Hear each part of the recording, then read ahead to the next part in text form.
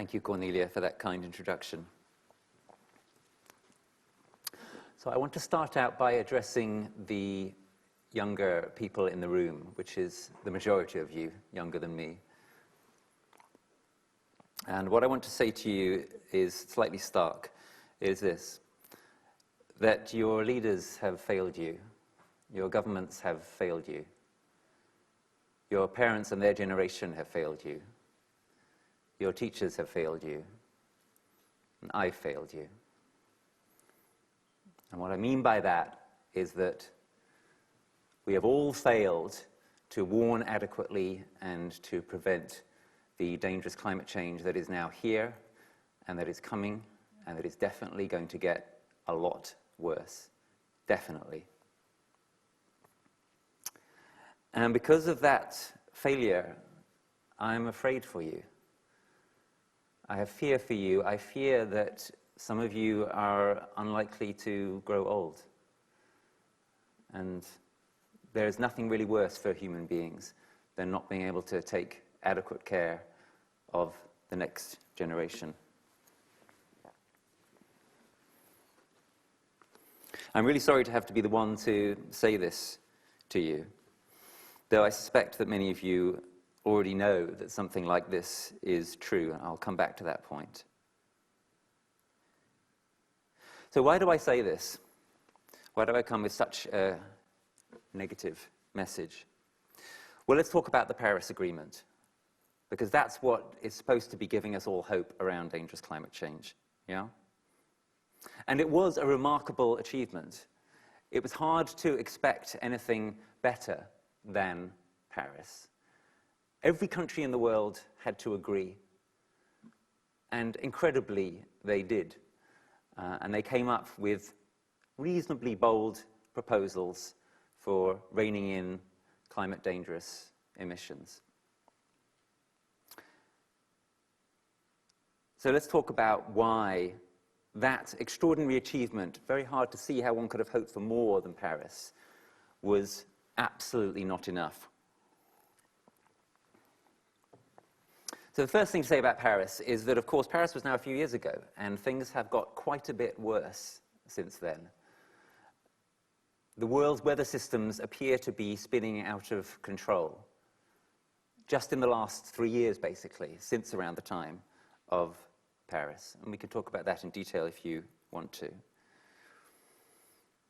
Other bad things that have happened since then, well, the most recent was, you may have heard that there is new scientific evidence about the extent to which heat has been stored in the oceans, a lot more than was previously recognized. And that's a kind of ticking time bomb, part of the global overheating problem, which is not going to go away.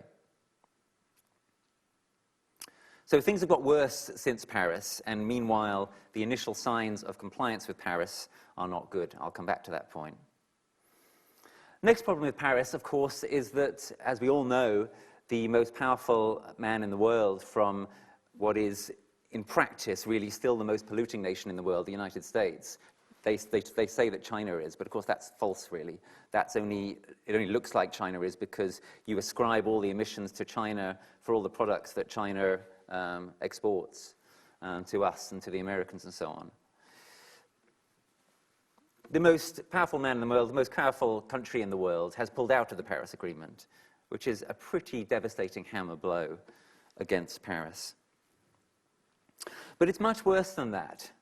If we talk about the 2-degree target for Paris, I'll come to 1.5 degrees a bit later in my talk. 1.5 degrees is unbelievably optimistic to think that we could possibly manage that. I'll come back to that. If we talk about the 2-degree target in Paris, well, most scientists agree that actually, if all of the commitments that are supposed to be made in order for the Paris Treaty to work were made, the actual dangerous climate change that would result would raise global temperatures by quite a lot more than 2 degrees. It would probably be 2.7, 3, 3.4, something like that. In other words, the science on which the Paris Agreement is based is itself overly conservative, overly optimistic. And that's not too surprising when you consider that the IPCC is actually not a properly scientific process. It's a scientific process that has built into it also a political process. But it's worse than that, because actually the commitments that countries have made towards those Paris targets are well short of what would be required in order to meet those targets. Right? Countries voluntarily commit under Paris to say what are they going to do to meet their Paris obligations. And if you add all those up, and people have added them all up, they come to considerably less than what Paris requires in order to work. But it's worse than that. You see there's a pattern emerging here. Because actually, the commitments that countries have made, the commitments that governments have made to reach those Paris targets are actually in stark contradiction to what virtually every single one of those governments, with possibly the exception of Bhutan, are planning to do over the next 10 years or so. So virtually every country in the world has plans to encourage further economic growth, has plans to encourage the building of, or simply to build, a lot more infrastructure, transport infrastructure, industrial infrastructure, etc. Most of those plans, not all, but most of those plans stand in opposition to the possibility of achieving those Paris commitments. And will you tell me which one is likely to win out, right? Classic dilemma. If you have the business ministry against the environment ministry, or the chancellor against the climate change minister, well, which one wins? I'll leave it to you to guess. But it's worse than that, because the IPCC, the worst thing arguably about the IPCC process is that it seriously underestimates the possibility of feedbacks which could spiral the climate system out of control, and which may already be kicking in, potentially explaining the disastrous weather chaos of the last few years. Among those feedbacks are the albedo loss feedback. So that's the loss of ice, for instance, in the Arctic. And you know, the less ice you have, the less heat and light gets reflected, the more gets absorbed. And there are scientists who suspect that the albedo loss situation is a lot worse than the IPCC have taken into account. And most scarily of all is the situation vis-à-vis methane, which we know now is starting to be released in significant quantities, again, mostly from the Arctic, from the permafrost, etc. And, well, they call it the methane dragon, those who are in the know about this. And they call it the methane dragon for a reason. I mean, dragons are a sort of icon of something kind of terrifying, overwhelming, out of control. If that methane release starts to accelerate, which might already be happening, and may well happen in a big way over the next 5, 10, 15 years, well, that locks us into catastrophic climate change, probably runaway climate change, because you then start getting a further vicious circle of more ice being melted, more methane being released, etc. And the crucial thing to remember about methane is that methane is a greenhouse gas approximately 25 times as powerful as carbon dioxide. And the final thing to know about the Paris Agreement is that the Paris Agreement, for its targets later this century to be achieved, depends on climate engineering technologies, geoengineering technologies, the idea being that you can engineer the climate of the entire Earth. There are only two problems with this dependence of the Paris Agreement on those technologies. They are firstly that the technologies do not exist. And I mean that pretty much literally. Most of them are simply fantasies that scientists, technologists, and engineers have. The ones that do exist have not been tried at scale, and we don't know that they'll work at scale if they were tried at scale. And the second problem is that even if they do exist or did exist, it would in most cases be profoundly reckless, radically unprecautious, to put them into action, to bring them in at scale. It would be an experiment with the entire globe, with enormous deleterious possible and actual side effects. The one which they talk about the most, BECCS, which is basically growing lots of biomass that you then burn, you allegedly sequester the carbon, you allegedly keep the carbon safe for hundreds of years under the surface of the Earth.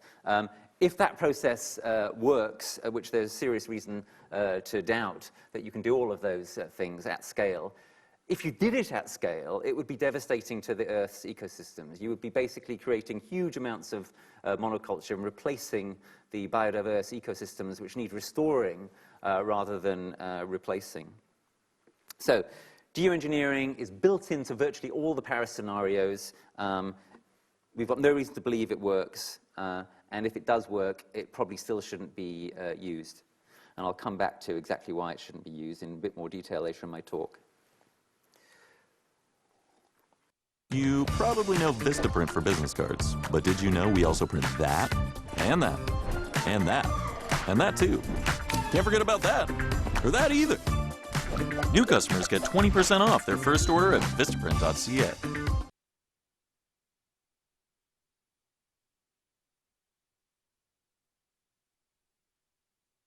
You see this? This is my Sunday planning system, or what I call my weekly no bullshit filter. Spending 15 minutes on Sunday, it filters out all the noise and needless distractions on my time. Over the past 4 years, this tool has 5x'd my impact, income, and results. And it's on track to double again, if you could believe that. Do you want it? I'm now sharing it here for free. Just hit the access link below.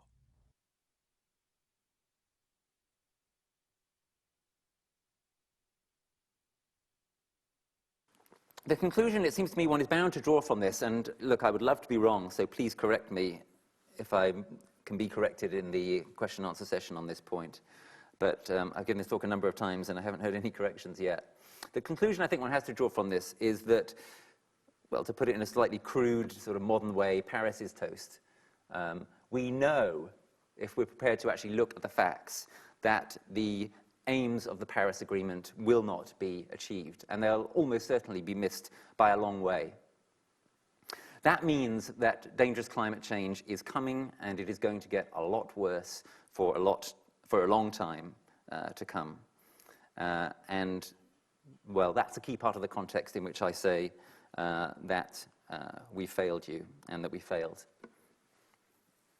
It seems to me there's only one possibility, and I'll come back to this in a second, there's only one possibility for how what I've just said could prove to be wrong, which is if people came to realize the kind of points that I've just been making and that a few others are starting to make, and came to realize just how desperate the situation was, then they might decide to do something completely unprecedented to change it. But it would have to be completely unprecedented. You get a sense of the scale of what I'm talking about. We're talking about turning around the entire supertanker of the world's economy, the entire supertanker of the world's civilization. It seems to me, in fact, and I'll turn to the visualizer now, please, that there are three possibilities before us in this context. So, possibility number one is that we do what I just described. We transform civilization, a transformed civilization. We absolutely radically alter the entire basis of pretty much everything that we do. The kind of transformation we're talking about is a lot bigger than, for example, just a large-scale conversion to renewable energy. We also have to be talking about radically reducing the amount of transportation of goods and people around the world, radically relocalizing, radically changing our farming practices, the entire nature of our agriculture, radically reducing the amount, obviously, of meat that we eat in countries like this, etc. It would be a total transformation, the likes of which we have never known, certainly not since history began. Well, look, I hope that happens, and probably like many of you, I'm working to make it happen. But what I want to put to you this evening, among other things, is the thought that it would be a bold person who was prepared to commit to the thought that that is going to happen, that we're going to make it happen, that we're going to make it happen quickly enough. It would be a very risky bet to bet everything upon that kind of completely unprecedented transformation and overcoming all the vast vested interests and ignorances and stupidities and so on and so forth which stand in the way of it. So that is why I think we have to consider further possibilities. So, possibility number 2, a successor civilization after some kind of collapse. And that, it seems to me now, is what we have to start to think is very likely to happen, or put it this way, actually, very likely to be the best scenario we can realistically hope for or plan towards. If the sketch that I gave you about Paris is right, then we are facing a burden almost certainly, unless we are incredibly lucky or incredibly determined and brilliant, we are facing almost certainly changes around the world which are going to bring an end to this civilization with extreme prejudice. And so we need to think about what comes after it, considering the possibility seriously that that is what will happen, that this civilization will collapse. And I'm going to talk more about that in a minute. The third possibility, of course, is simply total collapse. And in a way, there's not much that needs to be said about that. It's obviously highly, highly undesirable. I'll just say a tiny bit about it. There are various different forms that it could take. When I talk about total collapse, that could mean simply there is no more civilization, but there are a few people hanging on here and there. Lovelock talks about a few thousand breeding pairs in the Antarctic. Or it could be worse than that. It could mean complete human extinction and extinction of most other mammalian life on Earth. Or it could be worse than that. It could be the elimination of virtually all complex life. Why could it be as bad as that? Because if something like the methane dragon really does start to fly and causes a runaway effect, there is no knowing how much it will go on. There isn't very good or reliable science on this, but some scientists think that it could push up global temperatures by something like 12 degrees. It might not stop at all. James Hansen talks about the possibility of the same kind of thing happening on Earth as happened on Venus. You may be aware that Venus's atmosphere is made up quite largely of carbon dioxide from an extreme greenhouse effect. That's why Venus is a lot hotter than Mercury, even though Venus is a lot further from the sun than Mercury. The extreme possibility, and it is possible, is that the oceans would start to boil off on Earth, and that would be the end of all complex life, possibly even of all life. Now, I'm not going to talk much more about that. I think it's obvious that total collapse has to be avoided, and it doesn't hugely matter when you drill down within it which version of it you have, although it still does matter a bit. I'm more interested in talking about this, a successor civilization after collapse. Because it seems to me that what we've actually done, mostly up to this point, is assume that we can transform our civilization, or actually, more properly, what we've mostly done is assume that we can just kind of tinker with it and reform it, and that will be enough. The most we've tended to assume is that we need a civilizational transformation. I'm suggesting that's the least that we need to aim at, but that it's not enough to just aim at it. We have to take seriously the possibility that given how bad things are, given how much we've let them go, that this is now going to be very hard to attain. And that something like this may be the best we can hope for. Any which way you look at these three possibilities, they justify my title, the title of my talk. This civilization is finished. Because the best outcome that could happen is that we transform this civilization out of all recognition. It will not look the same at all. It will be a transformation more radical than the change between the era of the 16th, 17th century and the Industrial Revolution. It will be more radical even than the Agricultural Revolution, I would suggest.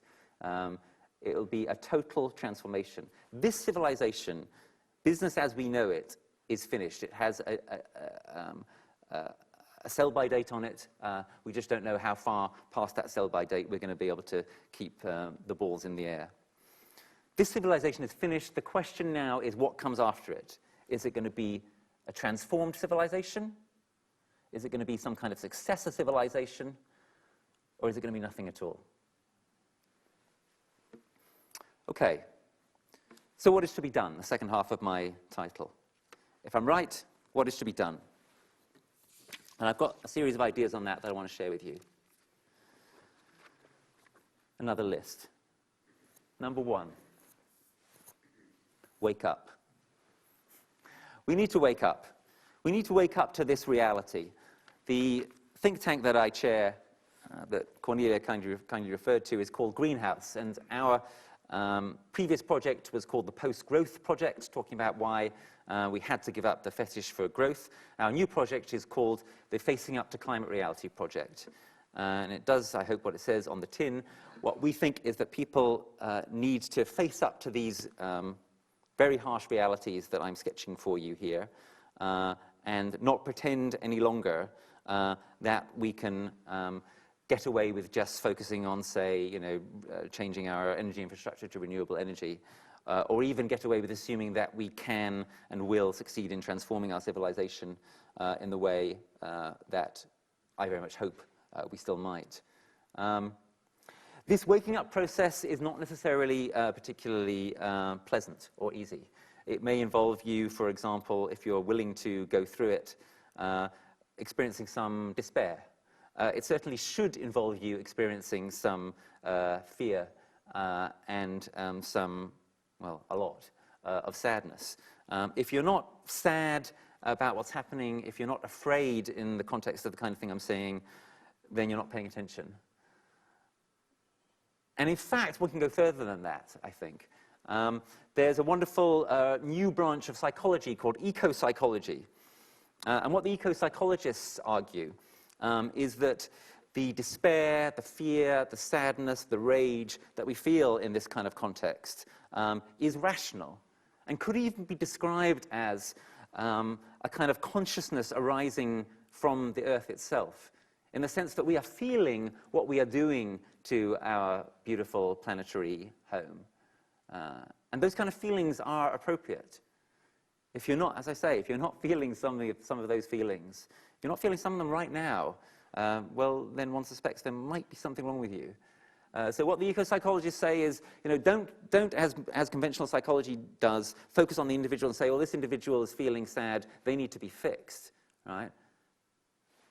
Look at that individual and say, this individual is feeling sad. Ooh, that tells us something reliable. That is an expression of something reliable in relation to what's actually happening at this point in history and what's happening to the earth. So if you're experiencing bad feelings around this, well, then you're not alone, and you may be more rational than the people who are not experiencing those bad feelings. I'll also just briefly mention in passing that if you're experiencing them in a really, really bad way, well, then you should actively seek support from someone who can actually give it. For example, an eco-psychologist, or come and talk to me, and I can potentially put you in touch with the growing number of therapists and psychiatrists who are actually seriously interested in helping people who are suffering from what we're doing to the earth and from the likely consequences in our lifetimes of that. I'm just going to mention one person who's also very worth reading in this connection, who is the deep ecologist Joanna Macy. For example, her book, The Work That Reconnects. And that book is sort of like a guide for the person who is involved in this kind of difficult journey. She used to call the work that she does along these lines despair work, which I think is quite a useful phrase for it. So, firstly, let's wake up. Let's wake everyone else up too. It's not just us in this room. Secondly, we need to talk about this, and that's why it's really important that in about another 10 minutes or so, I'm going to stop and we're going to have a question and answer. It's really unhealthy to keep all this in the confines of your own mind. Let me tell you a very quick story about how the Greenhouse Facing Up to Climate Reality project started. We decided we needed to have a conversation among ourselves in the core team at Greenhouse of what was happening in relation to climate, was it enough, etc. And we started off with a go-round. And what we had to say in the go-round was, what do you think is going to happen, and what are your feelings about it? If I remember rightly, I was the first person to go, and I said something like, well, what I think is going to happen is that very probably there is going to be a collapse. And what are my feelings about it? I'm terrified for myself, let alone for people who are younger than me. And I feel very lonely in it. I feel very alone in it, because I think that no one else is really thinking this. And the next person went, and they said pretty much the same. And then the next person said pretty much the same. And of course, what was interesting about that was that by the time we'd gone around, two things had emerged. Firstly, that the feeling that some of us had had, certainly that I'd had, that maybe I could sort of hold on to some hope that maybe I was wrong because maybe it was only me who was thinking this. Well, that was gone, right? No, it turned out that everyone else had been secretly thinking it as well. But then the second thing was more encouraging and more liberating, which was, so actually we can talk about it. It's not just me. We can talk about it in a group, and perhaps if we're having this conversation, starting to realize that we've all really got this fear, perhaps there's lots of other people out there who have it too, which is why I decided to start giving these kind of talks. Thirdly, we need to think about my option number 2, the successor civilization idea. We need to think civilizational succession. We need to think about what that actually means, because what it means is very, very challenging. We need to think, for example, about how, if there's going to be some kind of partial collapse at least, we preserve the values of civilization through that. Very, very difficult. A role, it seems to me, here for writers, for academics of all kinds, certainly for philosophers like myself. I think very little of this work has been done seriously yet, but I think this kind of building of a new kind of imaginary, which can cope with the kind of scenarios I'm talking about, well, it's hard to think of intellectual work that could be more important at this time. Fourthly, following on from that point, we need, as I describe it, to build lifeboats through the storms that are coming. What kind of things do I mean by that? Well, I mean a whole load of things, and I can only sketch a few examples of them here. So we could start out with a little bit of individual prepping, preparing for potential collapse. So I would recommend to you, for example, to not keep all your money in the bank, but to keep some under your mattress, because it may well be that the banking system, the financial system, is not with us for very much longer. I'd recommend you to store some food, as I'm doing. By the way, I have got the money, but it's not, for anyone watching online, it's not actually under my mattress, so don't go looking there. You'd have to like tear up the whole house to find it, and you still might not. We have to build community. The relations we have with each other, which have been very fragmented by the kind of society that we live in, an individualistic, neoliberal, etc. society, those relations are going to be absolutely vital if there is some kind of partial collapse, as I'm suggesting there is very, very likely to be. The transition town movement is a good model here and has already achieved a certain amount. That needs to be built on, expanded. We need to work on how to preserve things which will be useful to future people through a potential collapse. For example, seed banks. Seed banks is a great example. Quite challenging, though, in the context of climatic change. The great seed bank at Svalbard, and if many of you heard this worrying story, was seriously disturbed recently by the massive increase of temperatures in the Arctic. It was thought to be pretty much invulnerable. It's a seed bank basically in the ice, but it started melting.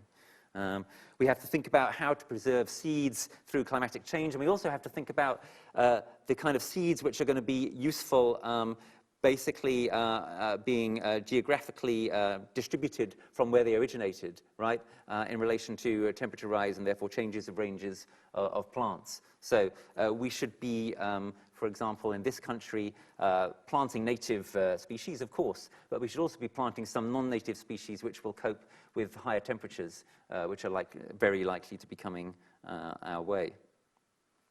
In Greenhouse, we call this kind of work, under my item 4 here, we call it transformational adaptation. We need to adapt to the climate change that is coming, and it needs to be, in ambition, it needs to be transformational. It needs to be mitigatory at the same time as it's adaptive, and it needs to be taking into account the serious changes that are likely to be coming.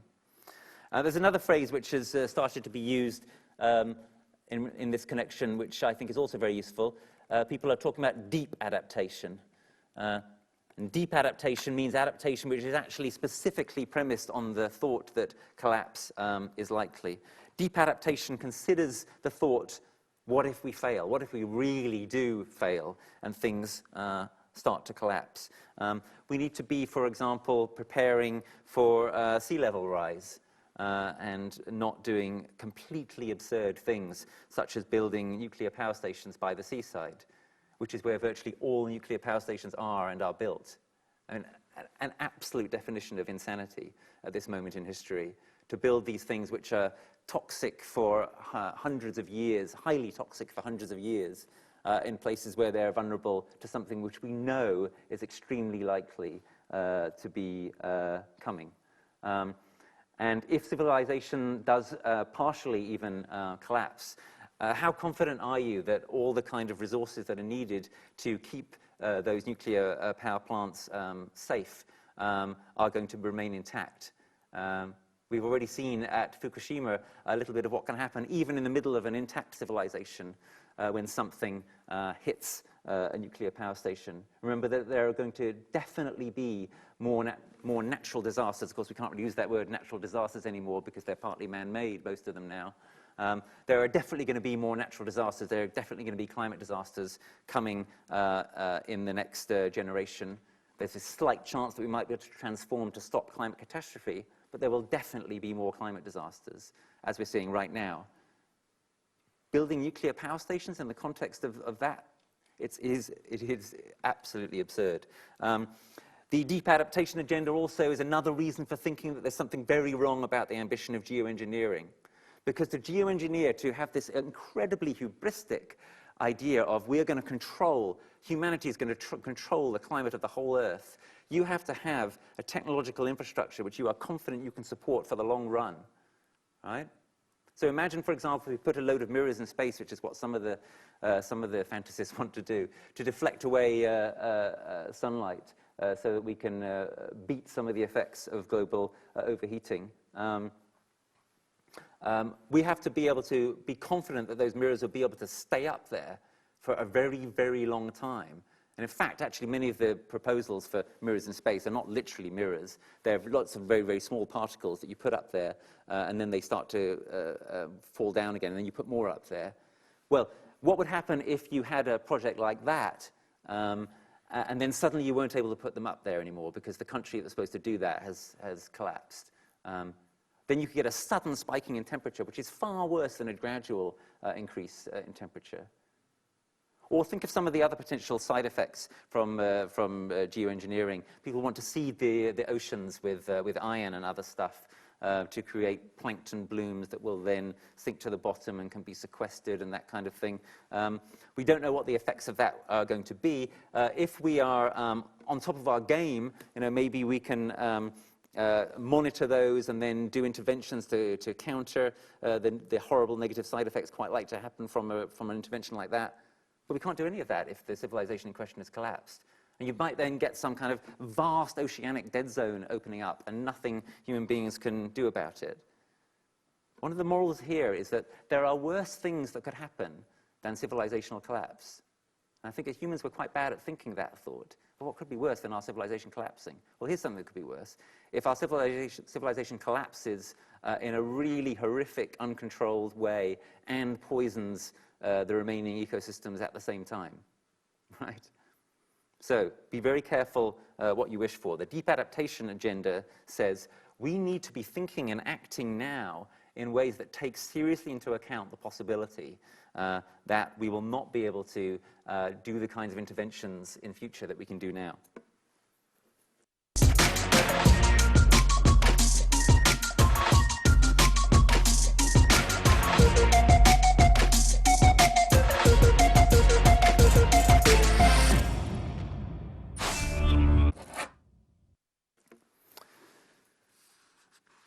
Fifth, holding actions. This is a term from Joanna Macy. What does she mean by this? She means actions to hold the damage at bay and slow it down, buy ourselves more time. What kind of things come under this heading? Well, again, a wide variety of things.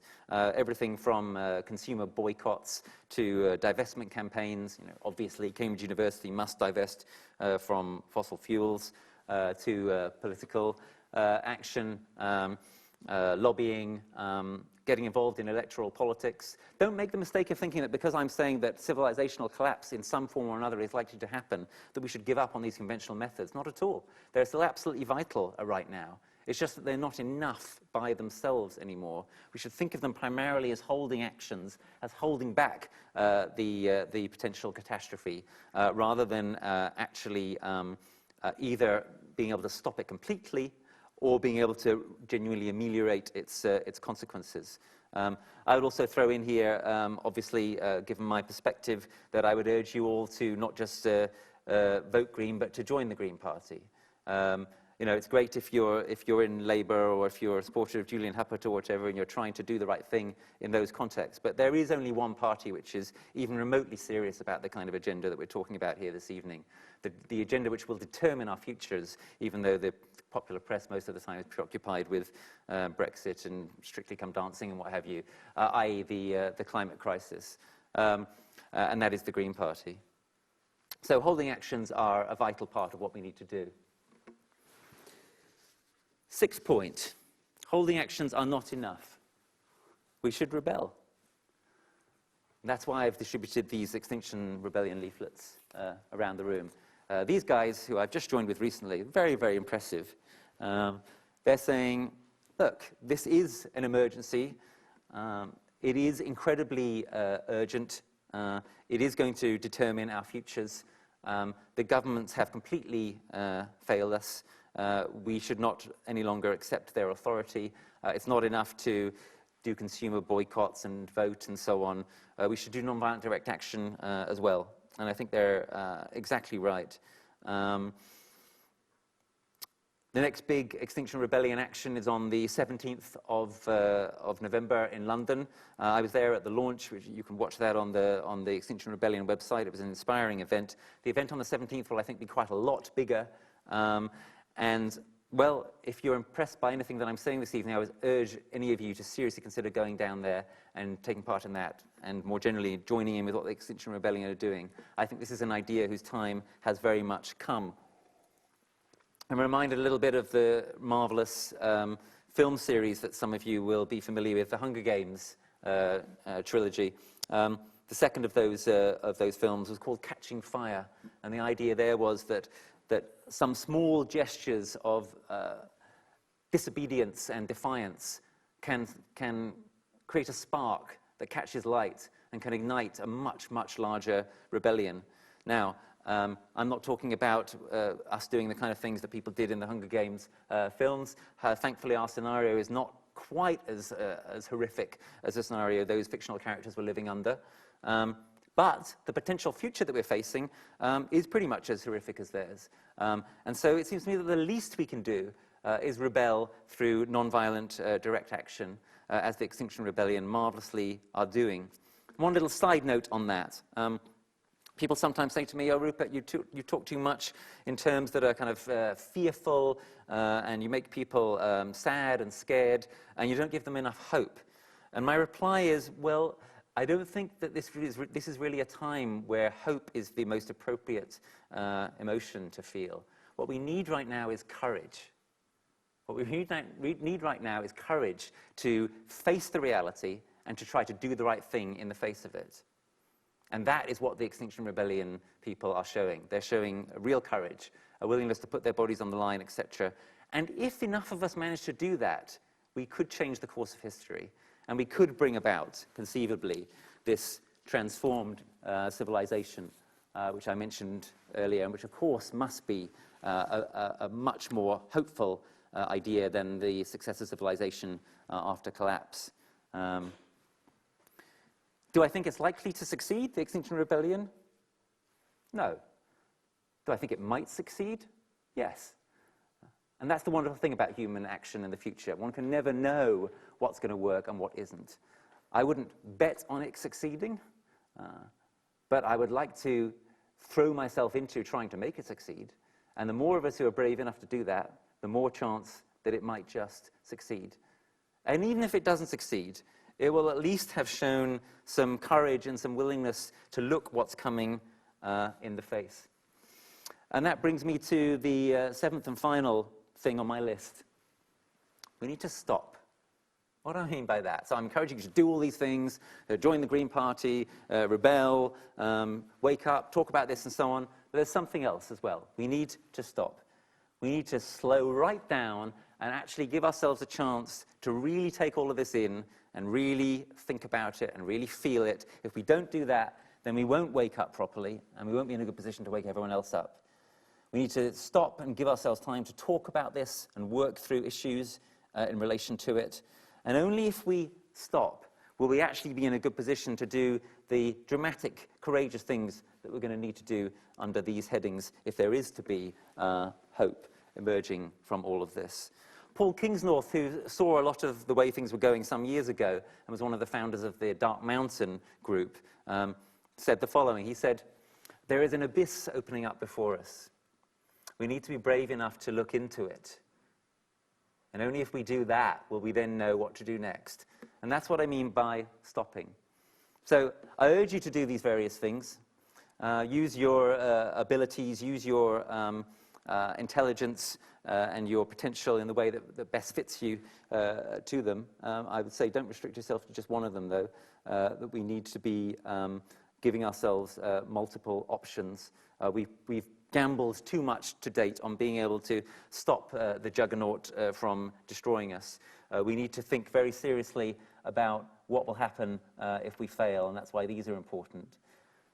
But the first thing I want to suggest to you that we need to do is to stop. Give ourselves a chance to reflect on all of this. And only if we do that will we be actually well placed to make the next moves forward. And now I'm going to stop. I'm going to throw it open to you for questions and discussion, which means that we're going to start to talk about this, which I think is deeply necessary. Thank you so much for coming here, and thank you for your attention.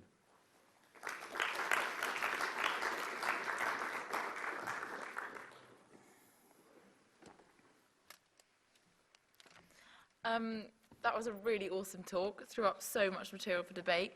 I'm just going to ask one question before we get started on the Q&A, so if everyone else starts thinking of their questions as well. I just wanted to ask Rupert whether you could expand a bit more on what you meant by the term civilization collapse and how you actually envisage that playing out. Obviously, I appreciate that there are probably going to be multiple ways that that could happen, but whether you could elucidate a bit more on what that would exactly mean. Yeah. So, yeah, obviously that's a huge question, but a very important one. Will it be fast? Will it be slow? We don't know. It could be either. Do we have any signs of what it looks like already visible to us in the world? Well, I'm afraid that we do. I think you could argue that there are some morbid symptoms in this country and certainly in the United States that point to a kind of the beginnings of a kind of societal disintegration. Much more to the point, look at what's happening in places like the Congo or the Yemen. And bear in mind that, of course, one of the reasons why the conflicts in the Middle East and North Africa and parts of Africa have been as severe as they have been in the last few years is already climate change. And that's only going to get worse. The projections for Africa are frankly, incredibly sad and scary. It's very, very hard to see a good future coming for Africa and the Middle East. And yeah, I think we see some of the early signs of what collapse could look like, for example, right now in Yemen. But there really isn't. It would be great for people to do some imaginative work and empirical work around this. There's very little at the moment. There are also limits as to the extent to which it can be done, and I don't think we should try to do too much modeling of it or too much worrying about it. I think the more important things that we need to do are firstly, obviously, to try to prevent it from happening, and secondly, to act in ways that we could have some reasonable basis for thinking will be helpful to us in the context of any kind of collapse. So what are some of the basic things that one needs? And, we go back to very basic points here, like food and water, right? And in that context, I want to make a controversial remark. Nothing I've said so far should be too controversial, but because it really isn't mostly. It's just being willing to no longer be an ostrich. But the controversial remark is this: that I imagine this being Cambridge, that the great majority of you in the room are in favor of freedom of movement. And I do think that that is a shibboleth that needs to be re-examined in the context of what I'm talking about here. So consider, for example, the fact, which I think is a fact that should disturb us in the context which I've been describing, that this country cannot feed itself. Yeah, we're way, way short of being able to feed ourselves. We depend upon other countries being able to buy food from other countries. So we don't have food sovereignty, and I would argue we don't have food security in the kind of world that we're moving into. And if you think something like, well, what we should try to do is create a world where we can continue, where we can gradually kind of move ourselves a bit closer to being able to feed ourselves by doing things like changing our diets, eating a lot less meat in this country, and so on. Nevertheless continue to have kind of interdependence with other countries such that we can call upon them to give us some of the food that we need. Well, if you start getting kind of mega famines occurring, say in Africa or the Middle East, does that situation continue to be viable? You know? I mean, both in practical terms, but also in moral terms. Right? What sense does it make to think that we could continue to justify morally importing food from other countries when millions and millions of people in other countries are starving? So it seems to me we have to start to take more seriously, as a real priority, being able to feed ourselves in this country. And the more you carry on increasing the population of this country, the more impossible that becomes as a goal. So there's my one controversial remark for the evening. If what I've said is right, then it may mean that we have to start to rethink our commitment, which I'm sure many of us have on an instinctive basis, to freedom of movement. Thank you. So Shrish and Steve, our lovely mic runners, do you want to come down and grab the mics? So does anyone have any questions for Rupert? Please don't be shy, put your hand up if you have any questions. Yeah, there's a question there. The mic is on, Shruti, if you just...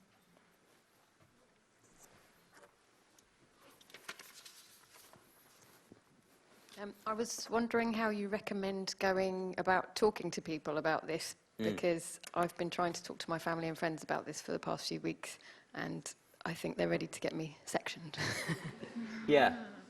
Okay, so I've tried to model some of it. So one thing which I think is quite important is creating some kind of emotional resonance. And that's one of the reasons why I always say something like, I'm afraid for you. And that brings something real into the room, which is not there in most talks around this. When climate scientists talk about this, they hardly ever say anything like that. They feel it's kind of not their role, it's kind of too touchy-feely or something. It's not their expertise. So that's one quite important point I would make. You've got to try to establish some kind of emotional resonance. You've got to also provide an opportunity for discussion. It's really dangerous on this one to do what happens, for example, at some academic conferences where you have someone give a long lecture and then there's like 5 minutes for questions or something. No. There's got to be a possibility for actually thinking about it and feeling about it kind of together for a while. I think it's also useful to help people to understand that they're not alone.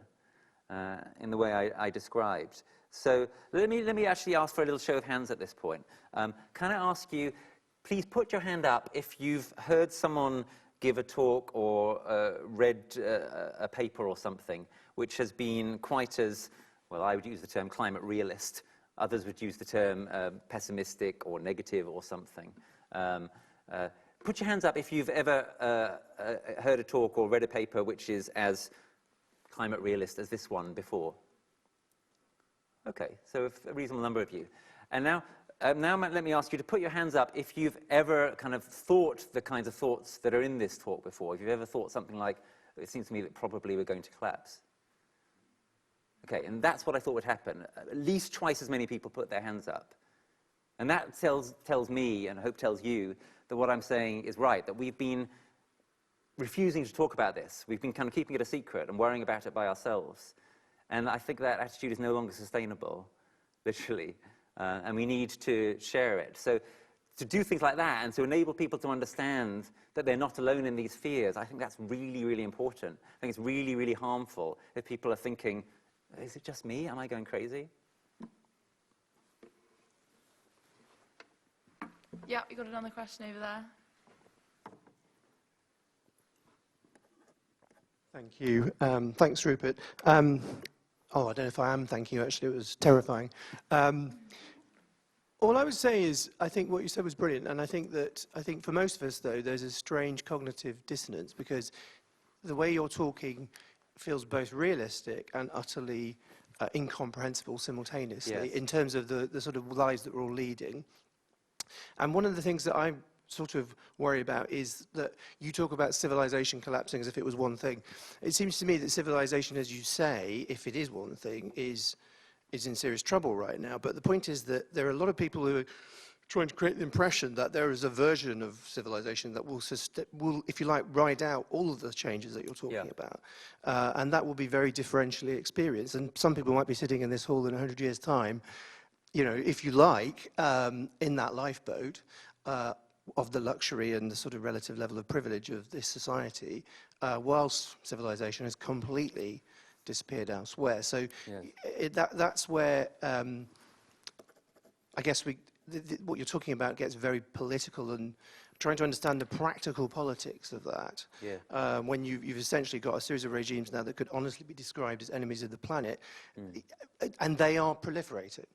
So, I mean, is partly what you're talking about in Extinction Rebellion and so forth, is that the right response to that? I'm not entirely sure. Well, look, in terms of Extinction Rebellion, in terms of this leaflet and so on, it's a kind of experiment. I'm quite impressed with it so far. It's early days. I think that something like what the Extinction Rebellion are both talking about and trying to do, I mean, in terms of their objectives and in terms of the methods for trying to achieve it, are on the right track if we're going to have any chance of achieving the 1.5 degree ambition. You know, that requires total civilizational transformation very rapidly, going up against huge vested interests, not only going through conventional political and democratic processes. So that's what I would say about that.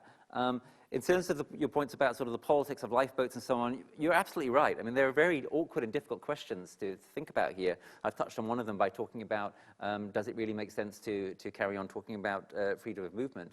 We should be willing to take some climate refugees potentially in this country, it seems to me. After all, we're the cause of a lot of the trouble. We had the Industrial Revolution first. But we literally don't have much capacity to take very many if it starts to get to the point that I'm afraid it is likely to get to. And at the end of the day, it seems to me there ought to be lifeboats. It would be better for some civilization to survive than for no civilization to survive. But what you need to do, and this is why I'm talking about the importance of thinking civilizational succession, what you need to do is to try to ensure that any way in which you go about creating such lifeboats isn't so repellent and aggressive and immoral and so on as to be kind of self-undermining, or better that it hadn't happened at all. And that's a real challenge. Coming back to your first point about how this is simultaneously kind of climate realism and feels, it's very hard for it to feel kind of fully real to us, you know, comfortably in this hall and with our lifestyles, et cetera, et cetera. Yeah, I think that's absolutely right. And on that front, one of the things that we badly need is really good art that starts to make it real. Now, I'm happy to be able to announce to anyone in the room who doesn't know that you are someone who's been making some of that art. This is Steve Waters, the playwright, who's done some very interesting stuff around climate change through drama. We need a lot more of that. We need it to look unabashedly at what's likely to happen. We need it across all media, including mass media. That means we very badly need it in film and television, where we've had virtually none of it to date. You know, there are examples that I've worked on myself, which are can kind of be talked about here. There's The Road, but of course The Road, you know, doesn't offer much by way of a successor civilization. There's Avatar, which is, I think, immensely inspiring, but deliberately, I think, completely unrealistic. if we're trying to think about kind of realistic ways in which we can imagine what's likely to be coming, I think that so far the arts have not done well on this front, and in particular television has almost completely failed. I think that's probably a lot for political reasons, as well as a sort of lack of imagination, perhaps. So yeah, we need to find ways of being able to do things that we're not very good at doing as humans, especially in this culture, thinking long term, imagining profound change. Tolstoy says somewhere, or is it Machiavelli? Machiavelli says somewhere that human beings can never really understand anything until they've experienced it. Well, if that's true, then we're in a hell of a lot of trouble, and there seems to be a fair amount of truth to it, because we have to anticipate this ahead of time, partly because of one of the awful aspects of the challenge of dangerous climate change is the time lags that are systematically built into it. You know, if we were going to tackle this, if we were going to actually get a grip on it, we would have done so a generation ago. You know, roughly speaking, we would have elected green governments everywhere in the world a generation ago, and they would have done things that were quite unpalatable to a lot of us.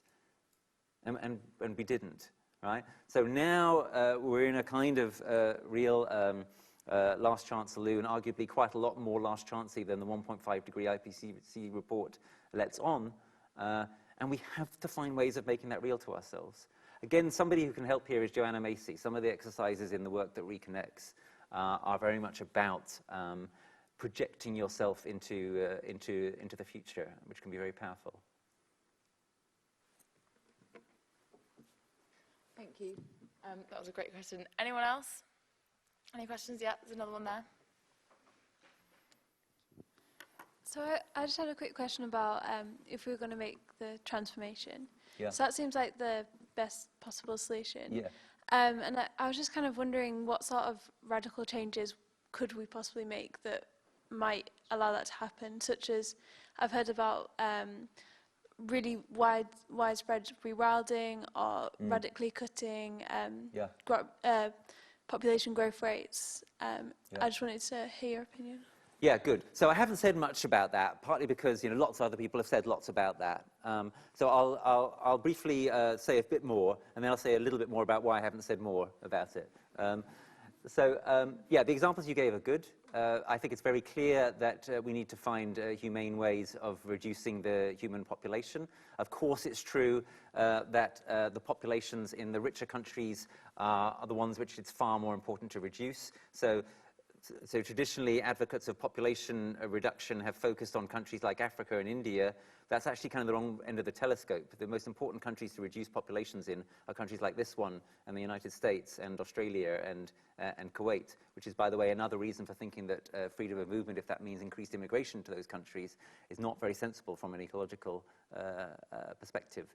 But the larger the human population is, the more reckless, essentially, we're being, the more we're embarking into a terra incognita, which we know is likely to be dangerous.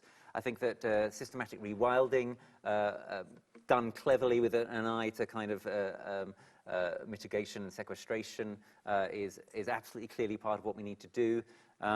We need to restore genuine biodiverse ecosystems and oppose the culture of monoculture, which is one of the reasons why the geoengineering solutions which are most popular are potentially catastrophic.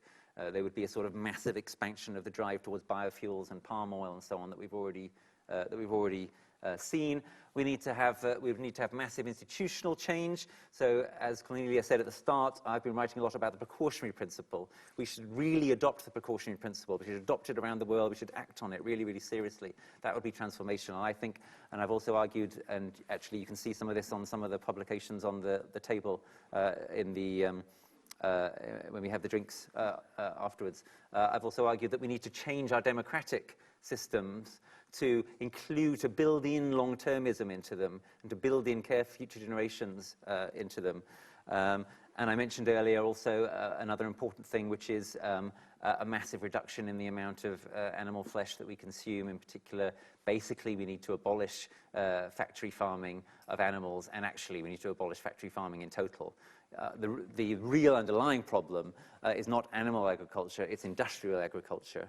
And industrial agriculture includes animal agriculture as its most cruel and horrible and destructive element. But if you just switch from eating beef raised on soy to eating the soybeans directly, you're still not doing much for the planet if the soybeans you're eating directly were grown where there was previously Amazon rainforest. So these are some of the big things that we need to do. I really hope we do them. Let's try and do them. We should be doing them right now, and some of them we are, and some people in this room probably are involved in some of these things. But now a brief word about why I didn't say more about these things. It's not just that everyone else has been saying loads about them, or lots of other people. It's also that I think that the way that people have focused on these things so much has not enabled us to look clearly in the face enough what is coming. You know, I think if we spend all our time talking about these radical transformational solutions, especially when we realize that, you know, yeah, absolutely, let's try and make them happen. And the wonderful thing about human beings is that our agency and our powers are never known to us before we've tried, you know. There can be extraordinary tipping points in human culture and human thinking and so on, which are completely unpredictable before. And that's why it's premature. Anybody who says we are doomed, we are all going to go extinct or something, you know, no, that's not it. There are definitely going to be more animal extinctions, and there is a possibility of human extinction. But the idea of the Extinction Rebellion is to stop as many extinctions as we possibly can. And we don't know yet what the limits are to how successful we can be at that. But if we spend all our time thinking about these radical transformations, then we're not spending any of our time actually looking in the face the likelihood that we're going to fail. Or at least we're not spending any of our time preparing for the possibility of failure. Let me put it even no more strongly than that. We have to prepare for the possibility of failure. It is absolutely unacceptable that, for example, in the name of stopping dangerous climate change, we're building nuclear power stations, which are going to be the most terrible liabilities for future generations if civilization does collapse. You know, if you have the cooling pools at nuclear power stations, like with the rods in them, you have to keep them cool for decades, right? And if you don't, they will very quickly, the pools will dry out, the rods will catch fire, and they will burn radioactive fire, potentially for hundreds of years. I mean, just think about that as a legacy that we and the French and so on may be leaving to the future, to whatever animals or successor civilization comes after us. It's radically unacceptable. So we have to think about these things as well. It's not enough to think about the transformations we want to make. Thank you. Yeah. So we've got one question there, and then we'll come to you in the check chat afterwards.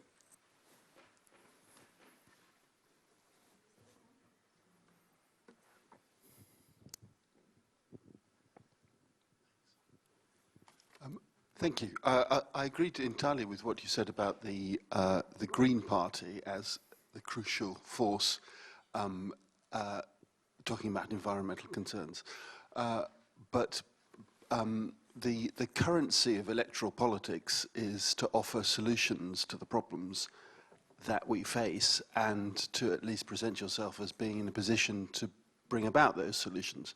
So how, in the light of what you said, are Greens to fight elections? Okay, that's a nice question. So I guess there's two things that I would say. Firstly, I would urge Greens to do a bit more of what I'm doing and coming a little bit cleaner. Now, this is very difficult for practicing politicians. It's not a very kind of attractive message to a mass public, the kind of thing that I've been saying here. And politicians are kind of expected, as you say, to provide solutions, to provide hope, etc. So I know for a fact, for example, that Caroline Lucas is haunted by some of these fears. But I also understand that she finds it difficult to find a context in which it's easy for her in public to be absolutely direct with people about just how worried, terrified, whatever she is. But I think we can go further than we've gone. I think I think that we need to widen the, the Overton window. We need to make it possible to start to talk about some of these things. For example, to talk about why most geoengineering schemes are profoundly reckless and unacceptable in this context. Why this is a whole new argument against nuclear power, and so on and so forth. And the second thing I would say is that I think that Greens need to be ready for the possibility of some kind of electoral political revolution. So do I think it's likely to happen? Again, no. Do I think it could happen? Yes. And the human power to make these kind of things happen, we have seen it before. You know, a fascinating example is in Latvia a few years ago. The Peasants and Greens Party, they had one seat, they went into an election. They fought the election on an anti-emigration platform, because they're suffering huge brain drain to countries like ours. This was hugely successful, and they went from one seat to being the largest party in Parliament in one election. Remember when the Labour Party was founded, people in the early days said, well, you're never going to get anywhere, everyone should just vote Liberal, you know, it's never going to change. But it did, even under first past the post. Greens should be ready for the possibility, I'm not saying it's likely, but I'm saying it's possible. Greens should be ready for the possibility that there will be a huge consciousness shift, possibly prompted by coming climate disasters, which will suddenly make the green prospects much more credible in this country. So that's something to hope for. We had a question with the man in the check shirt, so we can just get him down just a minute.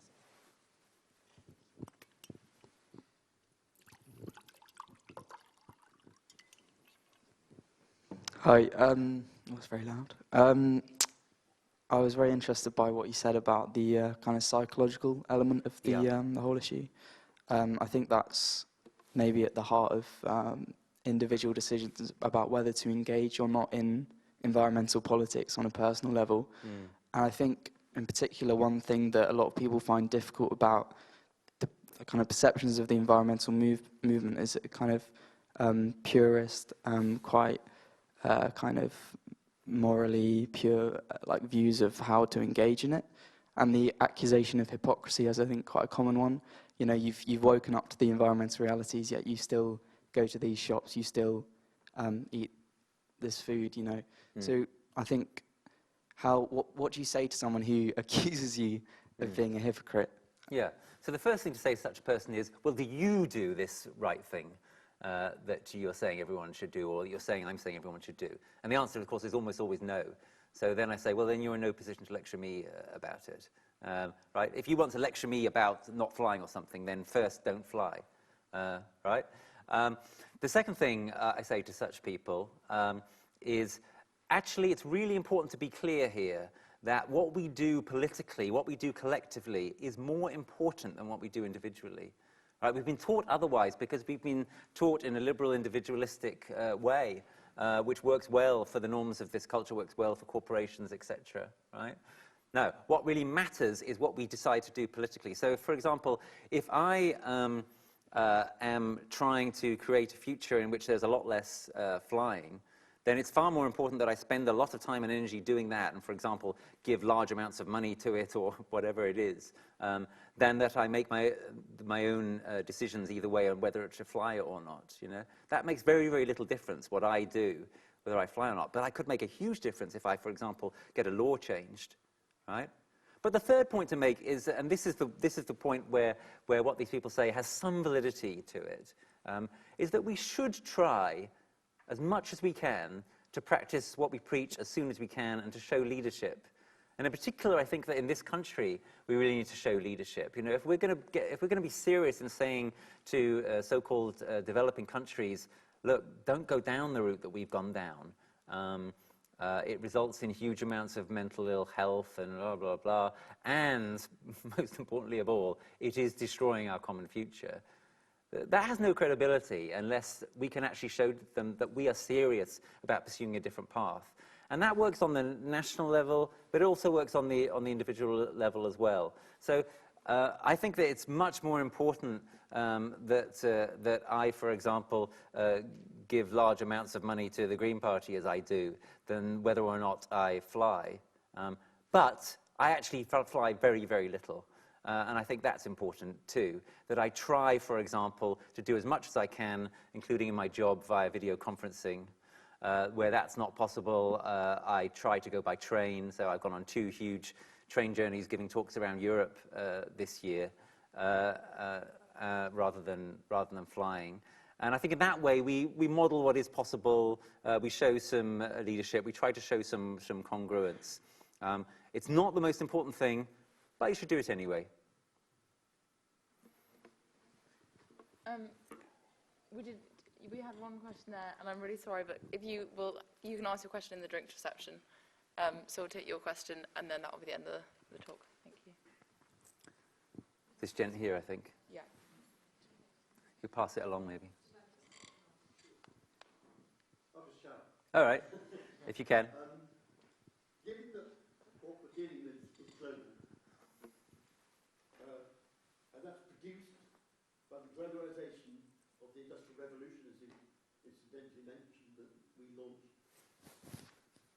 aren't the most interested parties those not the individual workers and voters, but the people who meet at Davos and Zurich? And it's in their interest too to survive. Yeah. Isn't that the pressure point? Well, I don't think it's the pressure point, but I think you're absolutely right. It's a pressure point. It's a very important pressure point. So I have one or two colleagues who are trying to work in this area and trying to reach those extremely rich people and influencing them. There are one or two difficulties. One quite important difficulty is that some of these people, I think, fantasize that they can survive a civilizational collapse. And that's why, for example, some of the super rich are buying up property in New Zealand. And they're probably right in the short to medium term. They may be able to buy themselves an extra 10 years, 15 years, something like that. And, maybe if they're 50 years old or something, that's all they care about. If that's all they care about, they are incredibly, horrendously selfish. They should care, for example, at the very least, about their children and their grandchildren and their great-grandchildren. And there is no way you can safeguard their future by buying up some fancy property in New Zealand, right? If you actually want to take care of your own descendants, let alone everybody else in the world and all the other animals, if you actually want to take care of your own descendants, the only way you can do it is by saving the collective future. In that sense, we really are all in this together. And that seems to me a very powerful argument, which is a key argument that I'm now trying to make, and I will do my best to get some of those people to read it, although I'm not incredibly well connected in those circles. If anyone in the room is, maybe you could give me your address book. So yeah, I think it's a really good and important question, but I don't think it should preoccupy us to the exclusion of everything else. What we do as well, in the broad or narrow senses of we, is of importance. Perfect. Thank you so much. So please do make your way through to the main concourse and have a glass of wine, and come and pick up some of the materials that Rupert has brought with him and ask more questions as well. And then before we go, will you please all just join me in raising a final hand for Dr. Rupert Read? And thank you.